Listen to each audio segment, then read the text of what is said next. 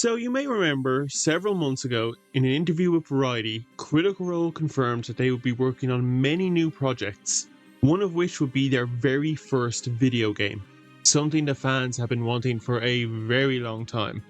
And in that interview we were promised that we would get news on that game fairly soon.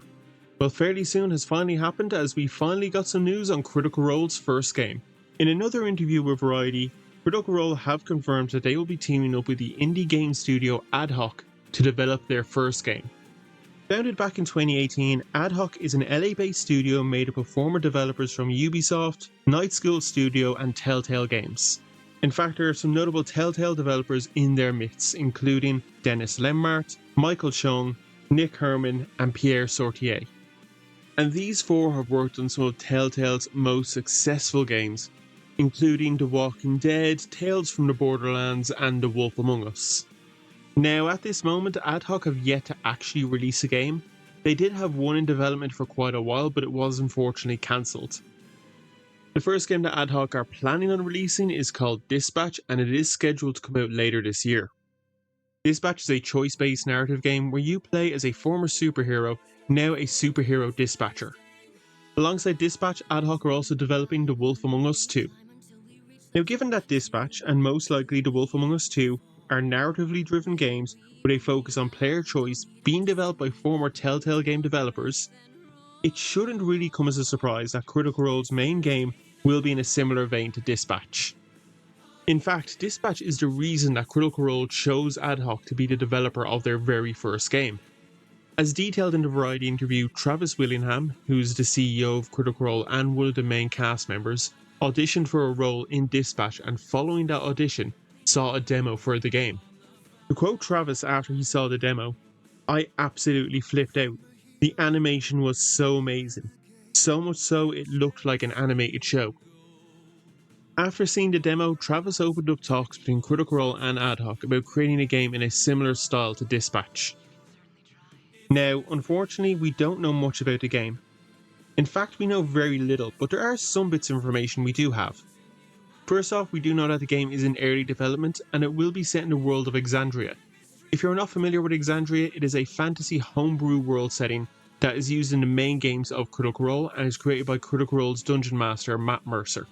As I mentioned, the game will be following the same artistic style of Dispatch, but will also have a similar gameplay style with players focusing on the game's narrative and choices. So reading that part, my best guess is that it's going to be very similar to the Telltale games. So a lot of walking around, a lot of talking, a lot of choices being made, some puzzles to solve. Not a lot of combat would be my guess, or at least not a lot of combat in the way we expect, which is fine. The Telltale games aren't really built off of combat. My guess as well, they'll probably be very linear in their experience. Maybe you'll have areas to walk around and explore, but you won't have a big open world or a big open city to go around. More just small little areas like a single room or building where you'll get to walk around and interact with some things, before then you eventually advance the story and go on to the next location. But with most of the game most likely taking place in cutscenes. Finally, from a story perspective, Travis has confirmed that it'll be something new and unique, with the possibility of it taking place between the main campaigns of Critical Role, and that familiar characters from Vox Machina, the Mighty Nine or Bell's Hells could appear. Now, with this information in mind, and knowing that Campaign 4 will be taking place in a brand new world, not Exandria, I have two ideas of when this game could take place. The first is that it takes place just before Campaign 3. Given the fact that Campaign 3 is where Bell's Hells form, and that there is a possibility we could see all three parties, just before Campaign 3 starts, just before Bell's Hells all meet each other, makes a lot of sense. The second option is it could take place after Campaign 3. However, I'm a little hesitant to say that, as I don't know if Matt would want such a significant part of Exandria's history to be told to us through a video game and not through his own game. So my best guess would say just before Campaign 3 kicks off. I also think it's safe to say that we're going to be playing as a brand new character. We're obviously not going to be playing as one of the characters from the Mighty Nine, Bell's Hells, or Vox Machina, or even as one of the NPCs who've appeared throughout the stories. It just wouldn't really work that way. I also imagine we're not going to be creating our new character like from the ground up. Games that focus heavily on narrative like Telltale games really only succeed if you've got a pre-created character that you can kind of rely on and use. Now, obviously, we'll make a lot of choices in the game, and that will obviously affect who our character is and their personality. But stuff like backstory, race, class, if that's relevant, that stuff will most likely already be decided before we ever play the game. As for locations, I think we'll get a mix of new and existing. We'll probably see places like Amon or Whitestone or Zadash, but we'll probably get some new ones made for the game, or ones that exist in the player books but haven't been seen in the main campaign yet. This game is also going to do something really good for Critical Role, as it's most likely going to be the first time a lot of us will properly immerse ourselves in the world of Exandria. We've obviously heard Matt describe the world, we've seen it in the animated show, we've seen it in books and comics, but this is the first time we properly will be jumping into the world and getting to explore ourselves and experience it ourselves. Unless you already played a game of D&D set in Exandria. Now, it might be a bit surprising and possibly disappointing that Critical Role's first game is going to be a Telltale-style indie game, rather than this big, sprawling, epic, detailed RPG. And I think we should all be fully honest here. If you were looking forward to this game, you were probably hoping that it was going to be made by Larian, and it would be just Baldur's Gate 3 but with a Critical Role coat of paint. And if I'm going to be fully honest, that's what I was expecting, and I'm a little bit disappointed that we're not getting that. But only a little bit. The Telltale games were amazing. No one who played The Walking Dead or The Wolf Among Us would say otherwise. And it does make sense for them to start off on a smaller scale before growing into something bigger, because it's kind of how Critical Role do things. If you watched Critical Role back when it first started, you know it wasn't that great. The set was pretty basic, the cast were spread out amongst different tables, they didn't really know what they were doing and they were all talking over each other at the same time, their sound system wasn't the best, it was just a bit all over the place. But as time went on, things got better. The set improved. The tables got moved closer together and eventually became one big table where they all sat beside each other. They all got better at working on camera and weren't talking over each other as much. The sound and mic quality greatly improved, and they got a cool lighting and sound system that Matt is able to control to help boost the ambience. So they started off small and basic, but grew into something bigger. And that's kind of how they've done everything else with their company. When they started making books for players and DMs to use, they started off on a small scale with the first Tal'Dorei book. But then the Explorer's Guide to Wildemount came out, then Tal'Dorei Reborn, and then a campaign book Call of the Netherdeep. They just grew in scale and quality.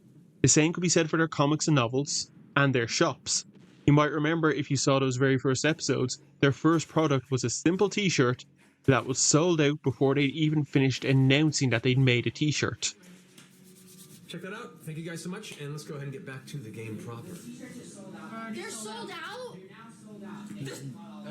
T-shirts? Wait, what? We didn't even finish telling you people. No, Wait, let us finish our sentence first. Okay, so the limited run. Thanks, guys. Thank you. Thank you guys. I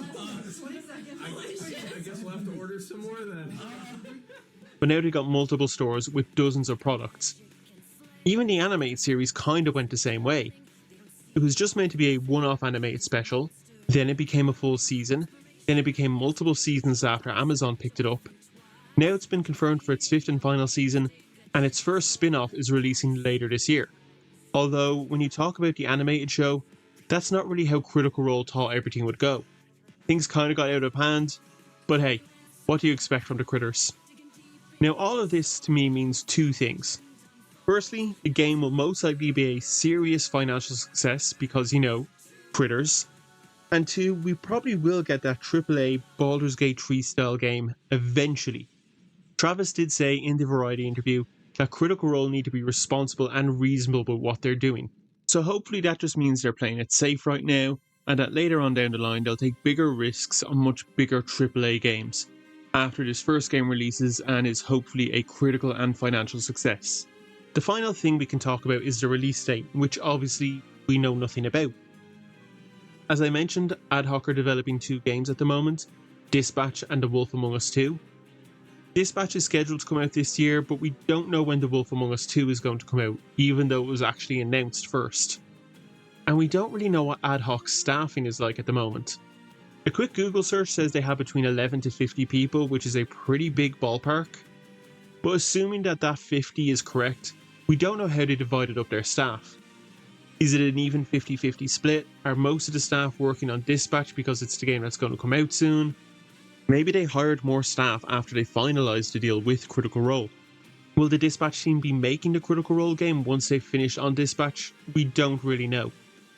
The deal between Critical Role and AdHoc was finalised in the autumn of 2024, which is just over half a year now. But it's probably safe to say that the game didn't actually go into development back when the deal was finalised. Maybe some story stuff was being worked on or some concept art, the most early work, but I doubt they were actually developing the game at that point. Odds are they've probably done a little bit of work by now, but it's probably safe to say that Dispatch and The Wolf Among Us 2 are going to be AdHoc's primary focus for the time being. Now, all of this being said, however, there is a little bit of information in the Variety interview that I think we can use to make a decent guess of when the game could come out. In the interview, Travis said that they need to be responsible with the development time they are putting into this game. That the typical 5 years for a AAA game just isn't feasible right now. So, given that it's 2025 and 5 years is obviously 2030, and if that's not reasonable, my best guess would be 2027 or 2028.